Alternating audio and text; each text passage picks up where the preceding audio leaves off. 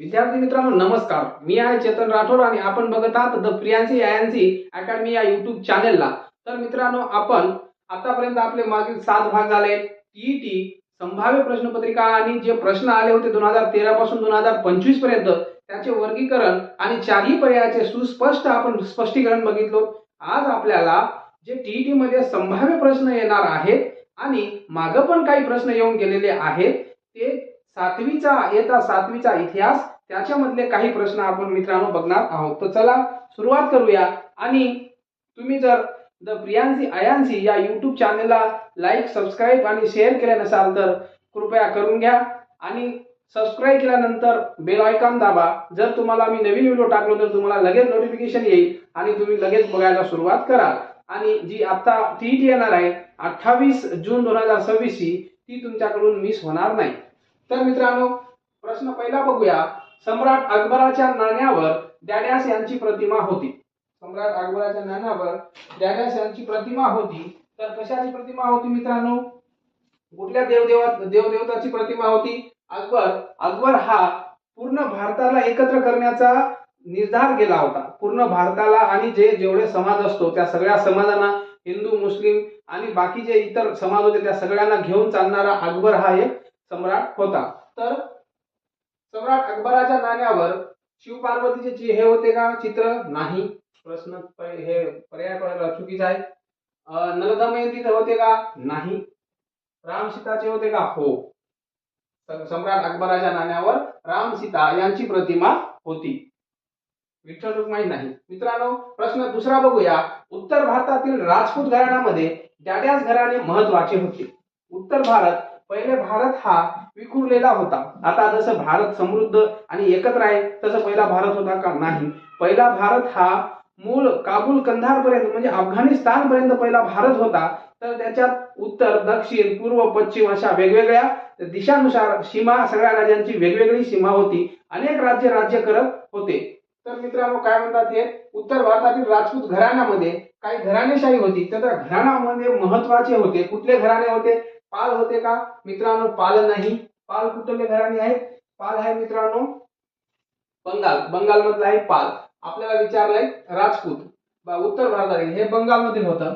Number 2 Gurjar आणि प्रतिहार नाही. गुर्जर आणि प्रतिहार हे मध्य भारतातले होते. म्हणजे जे आज आपण मध्य प्रदेश म्हणतो तो मध्य प्रदेश तिथली हा राजघराणा होता. त्याच्यानंतर चोळ पण नाही. चोळ हा सगळ्यांना माहित आहे.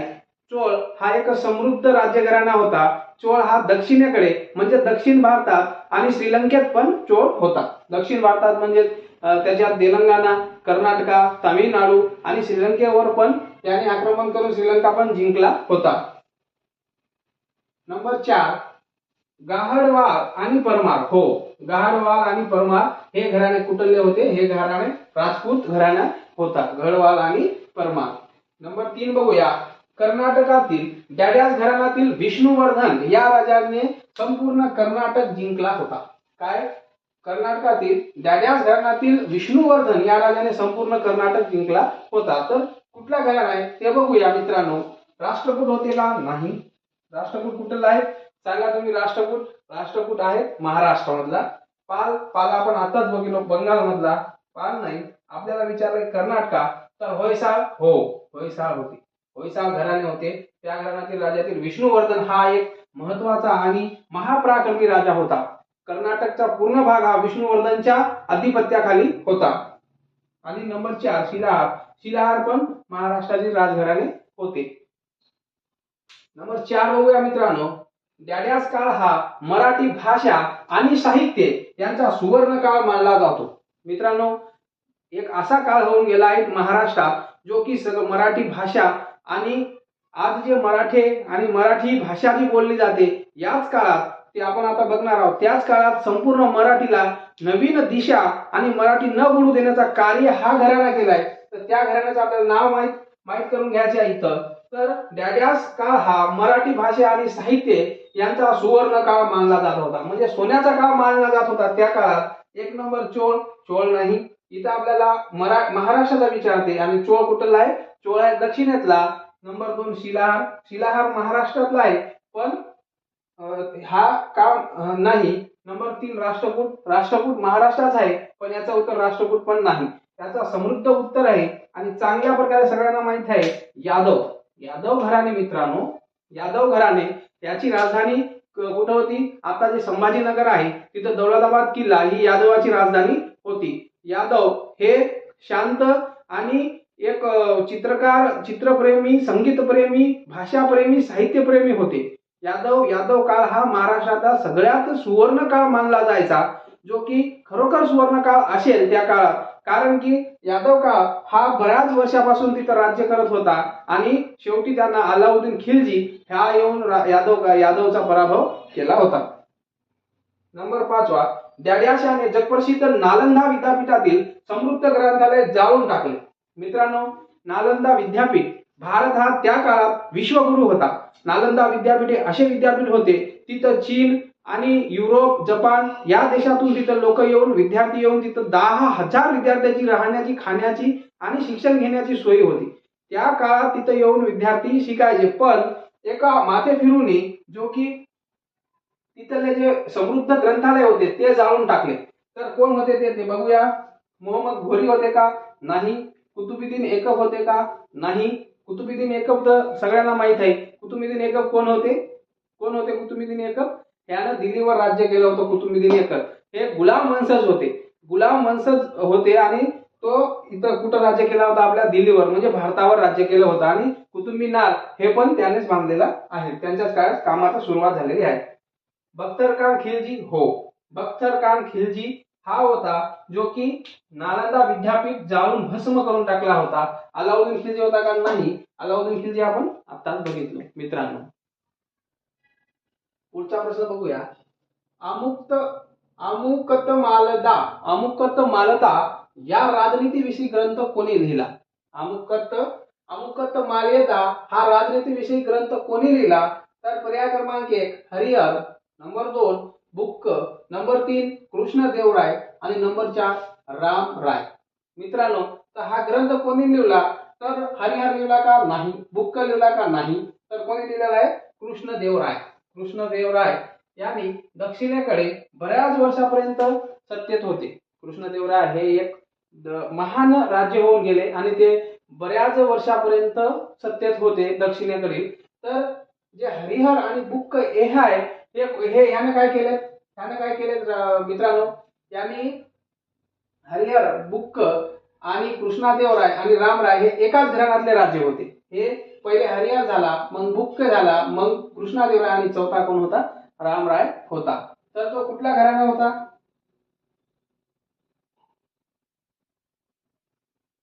तर तो कुठला घराणा होता ते तुम्ही कमेंट्स मध्ये सांगा. दक्षिणेकडील घराणा होता.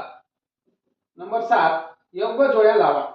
मित्रांनो, योग्य जोड्या लावण्यासाठी आपल्याला इकडचे हे जे प्रश्न आहेत, वराडाची कुठली शाही होती? इमादशाही होती का? बरीदशाही होती का? आदिलशाही होती का? आणि हे पर्याय दिलेले आहेत. तर मित्रांनो, वराडची हे शाही जे 5 शाही आहे, वराडची, त्याच्यानंतर विदरची, विजापूरची, अहमदनगरची आणि गोळकोंडाची, हे सगळं 6 बहामनी राज्याचे विघटन होऊन 5 शाह्या निर्माण झाल्या होत्या. हसन गंगू हा बहामनी राज्याचा काय होता? हसन गंगू हा बहामनी राज्याचा संस्थापक होता. त्याच्यानंतर त्याचा तो मोहम्मद गवान म्हणून एक मंत्री होता. तो अतिशय हुशार आणि चांगल्या प्रकारे राज्य कशा चालवला जाईल तो हसन गंगूंना सांगत जाई. पण त्यांच्यानंतर तेव्हा त्या गवानाचा मृत्यू झाला. मग मृत्यूनंतर त्याची सगळं हे राज्य फुटून त्याचे 5 शाह्या झाल्या. तर त्या 5 शाह्याचे कुठलची कोणती शाही होती ते आपल्याला याच्यात बघायचं आहे. तर मित्रांनो, वराडाची कुठली शाही होती? वराडाची इमादशाही होती का? पर्याय 1 चा अ आहे, वराडची इमादशाही होती का? त्याच्यानंतर 2 चा काय आहे? 2 काय? विदरची आदिलशाही होती का? नाही. 3 नंबर 3 चा काय आहे? 3 कुठली शाही आहे? विजापूरची. आणि ब दिलेला आहे, ब कुठला आहे? बदिरशाही होती का? नाही. त्याच्यानंतर अहमदनगरची 4 ग दिला आहे, कुतुबशाही होती का? नाही. तर मित्रांनो, योग्य उत्तर बघूया. वराडची कुठली शाही होती? इमादशाही होती वराडची. इमादशाही. अ कुठे आहे? अ इथं आहे, इथं आहे, इथं आहे. हे 2 पर्याय चुकले. अ इथं आहे, मग हा पण गेला आणि इथं काय? हा पण गेला. फक्त 2च पर्याय आहेत. पहिला पण चूक आहे. उत्तर काय आहे? 3 आहे. पर्याय क्रमांक 3 काय उत्तर आहे. बघूया कशा प्रकारे उत्तर आहे पर्याय क्रमांक 3. तर वराडची इमादशाही 1 चा अ, त्याच्यानंतर बिदरची बरीदशाही 2 चा ब हो बरोबर आहे. इथं 2 चा क दिला होता म्हणून तो पहिला पर्याय चुकीचा आहे. तिसरा पर्याय हा आपला उत्तर आहे. तर मित्रांनो वराडची इमादशाही, बिदरची बरीदशाही, विजापूरची आदिलशाही, नगरची निजामशाही, गोळकोंडाची कुतुबशाही. त्या 5 साया होत्या. पुढचा प्रश्न बघूया. डॅड्यास हा मुघल सत्तेचा संस्थापक होय. कोण मुघल सत्तेचा संस्थापक कोण होता मित्रांनो? तर 1 नंबर औरंगजेब होते का? नाही. नंबर 2 अकबर होते का? नाही. नंबर 3 बाबर होते का? हो बाबर होते. मुघल सम्राट कोण आहे? बाबर आहे. नंबर 4 हुमायून होते का? नाही. तर मित्रांनो बाबर पहिले जेव्हा बाबर भारतात आला कधी आला? 1526 मध्ये. पानिपतची जी पहिली लढाई झाली 21 एप्रिल 1526 मध्ये कोणाकोणात झाली पानिपतची पहिली लढाई? पानिपतची पहिली लढाई जिंकूनच बाबर हा भारतात आला होता. मग ती लढाई कोणाकोणात झाली होती मित्रांनो? तर इब्राहिम लोधी आणि बाबर याच्यात ती पानिपतची पहिली लढाई झाली होती. त्याच्यात इब्राहिम लोधीचा पराभव झाला होता. पण इब्राहिम लोधीचा गेम करण्यासाठी बाबरला कोणी पाचारण केले होते? बघा मित्रांनो आपणच आपल्या माणसाचा गेम करत असतो. म्हणजे आपणच आपल्या माणसाचं काय करत असतो? सत्यानाश करून ठेवतो. तर ते जर इब्राहिम जो लोधी होता, इब्राहिम लोधीचा एक सरदार अधिकारी होता. कोण? दौलत खान लोधी. तो उत्तरेस कार्यरत होता. त्यांनीच या इब्राहिम लोधीचा कार्यक्रम करण्यासाठी कोणाला पाचारण केले होते? बाबरला पाचारण केले होते. तेव्हा बाबर येऊन 1526 मध्ये त्यानं राजघराणा स्थापन केलाय आणि 1530 मध्ये बाबरचा मृत्यू झाला. त्याच्यानंतर 9वा प्रश्न बघूया. डॅड्याशा राजाने संपूर्ण भारताला स्वतःच्या एक छत्री अंमलाखाली आणण्याचा प्रयत्न केला. डॅड्यास एक राजा होता. हा मुघल सम्राटाचाच राजा होता. मुघल सम्राटात बरेच राज्य होऊन गेले. तर त्याच्यापैकी एक असा राजा होता तो भारताशी त्याची नाळ जुळली होती. हिंदू लोकांशी त्याची नाळ जुळली होती आणि तो सगळ्या हिंदू राष्ट्रांना सगळ्या भारतांना एकत्र आणणार आणि त्या एका छत्रीखाली कुठल्याही जातीवरून किंवा कुठल्याही याच्यावरून भेदभाव बिलकुल करायचा नाही असा तो राजा होता. मग तो राजा आपण बघूया. तर कुठला राजा होता? औरंगजेब होता का? नाही. औरंगजेब हा शेवटचा राजा होता. शेवटचा नाही पण औरंगजेब हा कट्टरपंथी होता. पण हा एकत्र आणण्यासाठी काहीच प्रयत्न नव्हते. याचे तोडण्यासाठी प्रयत्न होते. एकत्र आणण्याचं सोडा. राणासंगा नव्हतं पण राणासंगा हा पण एक पराक्रमी राजा होता. राणासंगा पण एक पराक्रमी राजा होता. महाराणा प्रताप नाही. महाराणा प्रताप पराक्रमी राजा होता पण सगळ्या भारतांना एक छत्राखाली आणण्याचा प्रयत्न होते का त्याचे? नाही. त्याच्यानंतर अकबर हो अकबराचे सगळ्या भारतांना एकत्र आणण्याचे प्रयत्न कोणाचे होते मित्रांनो? अकबराचे होते.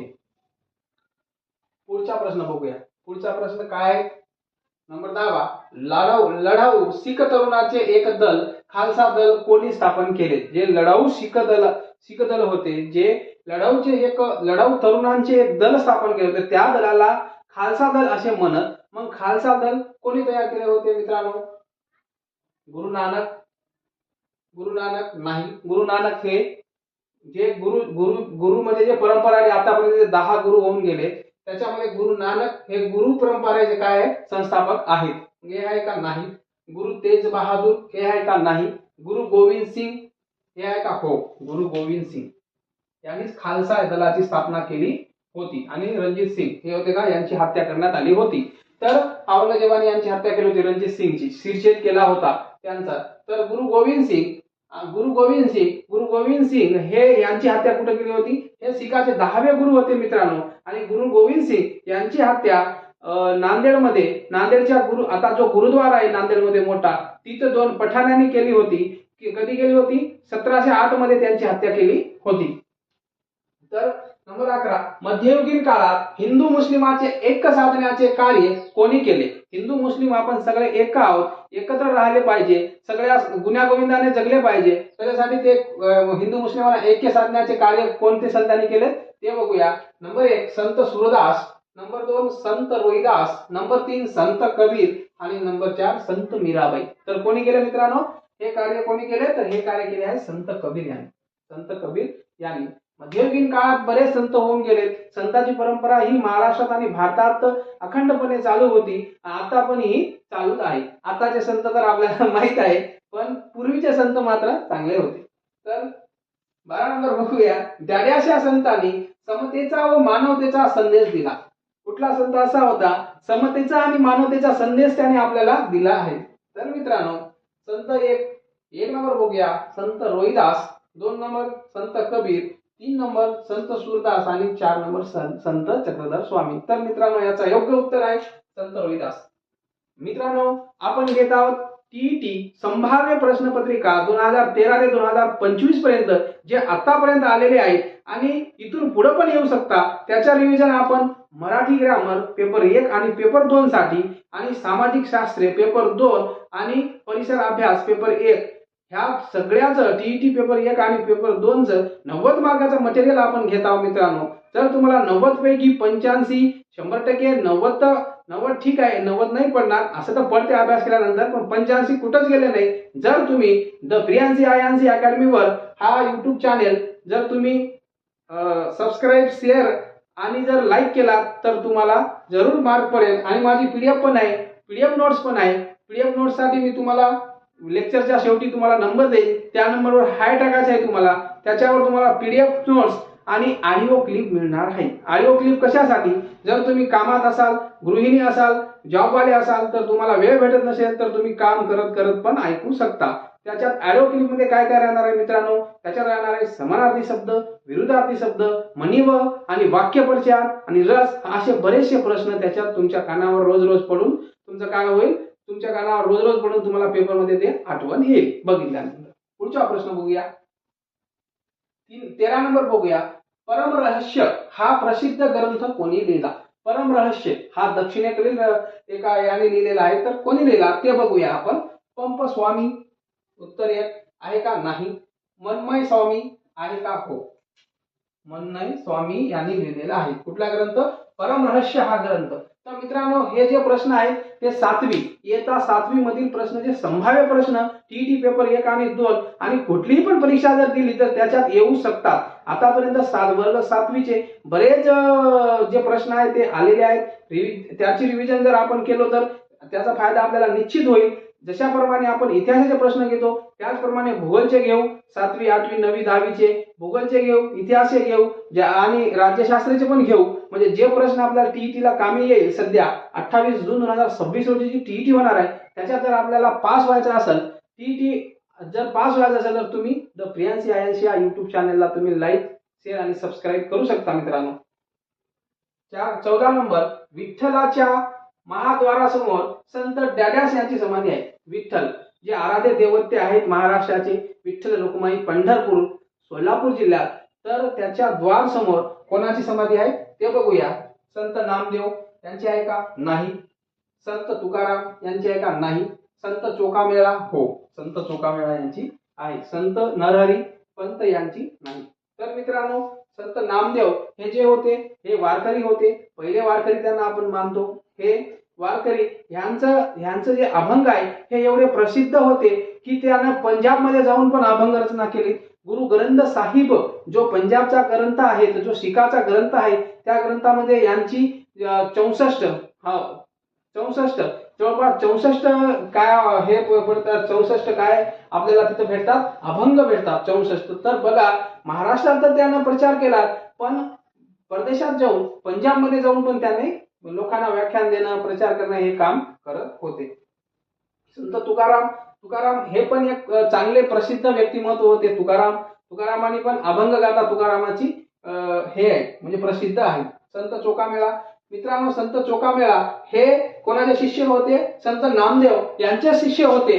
पण संत नामदेव यांच्या अगोदर यांचं निधन झाला आणि संत चोखामेळा हे नामदेवाची पूजा करायचे आणि नामदेव विठ्ठलाचे महान भक्त होते, म्हणून संत नामदेवानी संत चोखामेळाची समाधी कुठे बांधलेली आहे? विठ्ठलाच्या महाद्वारासमोर बांधलेली आहे. नंबर 15. अमृतानुभव, हरिपाठ आणि चांगदेव 65 हे ग्रंथ कोणी लिहिले? तर मित्रांनो सगळ्यांनाच माहित आहे हे ग्रंथ कोणी लिहिले, पण परीक्षा परिषद काय करते आता, ज्ञानेश्वरी देत नाही. ज्ञानेश्वरी कोणी लिहिली, ज्ञानेश्वरांनी लिहिली. ज्ञानेश्वरी नंतर लगेच लागोपाठ हे ग्रंथ येतात, ज्ञानेश्वरी, अमृतानुभव, हरिपाठ आणि चांगले पासष्टी कोणी लिहिली. पण यावेळेस त्यानं काय केले, ज्ञानेश्वरी कट केलं आणि अमृतानुभव, हरिपाठ हे ग्रंथ कोणी लिहिले असं विचारलंय. म्हणजे त्यांना आपल्याला काय करायचं आहे, कन्फ्यूज व्हायचं आहे. पण आपण कन्फ्यूज व्हायचं नाही. तर संत तुकाराम यांनी लिहिले का, नाही. संत एकनाथ यांचे काय आहेत, त्यांचे भारुडे प्रसिद्ध आहेत संत एकनाथांचे. आणि संत ज्ञानेश्वर यांनी लिहिले का, हो, संत ज्ञानेश्वर यांनी लिहिलेले आहेत. नेक्स्ट बघूया पुढचा प्रश्न. आपली मराठी भाषा ही कोणत्याही भाषेपेक्षा कमी नाही. आपली मराठी भाषा ही कोणत्याही भाषेपेक्षा कमी नाही. संस्कृत वाणी देवे केली तरी प्राकृत काय चोरापासून झाली काय. म्हणजे असं म्हणणं कोणाचं होतं, असं म्हणणं होतं संत तुकारामाचं होता का, नाही. संत एकनाथाचा होता का, हो, संत एकनाथ म्हणायचे की आपली भाषा जर संस्कृत वाणी ही देवाने तयार केली आहे, मग जी प्राकृत आहे, मराठी भाषा तर संस्कृत आणि प्राकृत दोन्हीची मिळून बनलेली आहे, पण जी प्राकृत आहे ती का चोरांनी तयार केलेली आहे का, असे परखड बोल कोणाचे होते, संत एकनाथ यांचे होते. नेक्स्ट प्रश्न. शहाजी राजांना सरलष्कर हा किताब देऊन कोणी गौरवला. शहाजी राजांना सरलक्षर हा किताब देऊन कोणी गौरवला. शहाजी राजे भोसले हे कोणाचे वडील होते, छत्रपती शिवाजी महाराज यांचे वडील शहाजी राजे भोसले हे एक कर्तव्यभार सरदार होते. हे एक चांगले आणि निकृष्ट असं दर्जाचे सरदार होते. भाला, त्याच्यानंतर धनुर्धारी पण होते ते, त्याच्यानंतर तलवार, पट्टा या सगळ्या याच्यात पारंगत होते. म्हणून ते सरदार म्हणून काम करत होते. कोणाकडे, सरदार म्हणून ते पहिले निजामशाहीकडे काम करत होते. पण जेव्हा निजामशाहीचा पाडाव झाला, निजामशाही जेव्हा नष्ट झाली, निजामशाही करून लढणारे जेव्हा कोणी न होते, तेव्हा निजामशाहीवर आदिलशहा आणि मुघल सम्राट या दोघांनी एक वेळाच त्याच्यावर हे केल्यामुळे, त्याच्यावर पराक्रम केल्यामुळे युद्धाची स्थिती निर्माण झाली. आणि युद्धाच्या स्थितीमध्ये कोण हारले, निजामशाही हारली. आणि जे सरदार होते ते सरदार, जे हे शहाजीराजे सरदार होते ते कोणीकडे आले, ते आदिलशहाकडे आले आणि आदिलशहाची सरदारी करू लागले. तर त्यांना हा सरलष्कर हा किताब कोणी दिलाय, हा किताब दिलाय आदिलशहा. एक नंबर. निजामशहा दिला का, नाही.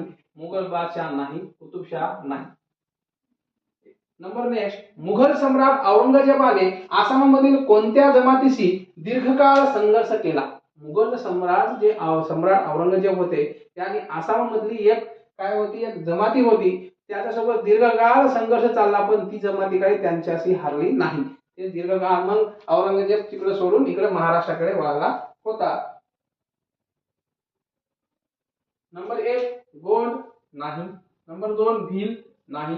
नंबर 3 अहोम, हो, अहोम ही अशी जमात होती ती आसाममधील एक जमात होती आणि स्थानिक जमात असल्यामुळे ती औरंगजेबला शेवटपर्यंत हारली नाही. नेक्स्ट बघूया.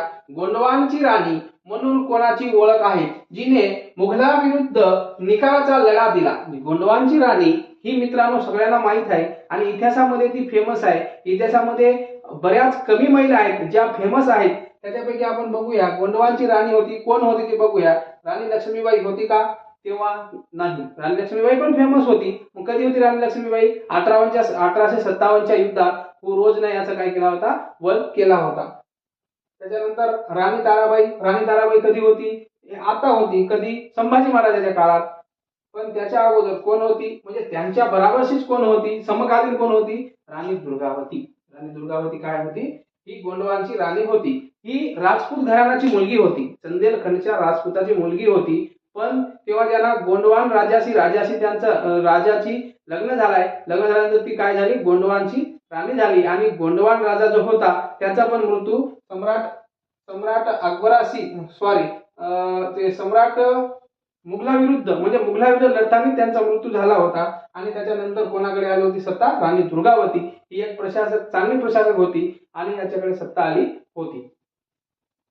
इसवी सन 82 मध्ये निजामशाहीचा पाडाव होऊन ती नष्ट झाली. तर निजामशाहीचा पाडाव आपण आताच बघितलो, कधी नष्ट झाली ते बघूया. इसवी सन 1930 मध्ये का, नाही. 1936 मध्ये का, हो. 1636 मध्ये का, हो. हे पण 1630 आहे. 1636 मध्ये. कधी नष्ट झाली ती, 1636 मध्ये नष्ट झाली. तर मित्रांनो, अशाच प्रकारे तुम्हाला नवीन नवीन व्हिडिओ बघायचे जर असेल तर तुम्ही द प्रियांसी आयांसी अकॅडमी या YouTube चॅनलला सबस्क्राईब करा, लाईक करा आणि मित्रांना शेअर करा. आणि मित्रांनो, तुम्हाला आता आपण टीईटी पेपर 1 आणि पेपर 2 साठी जे आपले घटक चालू आहे, आजचा हा घटक 9वा असेल. आणि जर तुम्हाला पीडीएफ नोट पाहिजे असेल तर 75 17 08 35 04 या व्हॉट्सअप नंबरवर तुम्ही हायप करा. तुम्हाला पीडीएफ नोट्स आणि मित्रांनो ऑडिओ क्लिप मिळेल, जे की तुम्ही काम करता करता दुसरं काही करत असाल, जर गृहिणी असेल किंवा जॉबवाले असाल तर तुम्हाला ते कानात हेडफोन टाकून ऐकता येईल. वारंवार तेच प्रश्न तुमच्या कानावर पडत असल्यामुळे तुम्हाला टीईटी पास होण्यास काही अडचण जाणार नाही. तर धन्यवाद.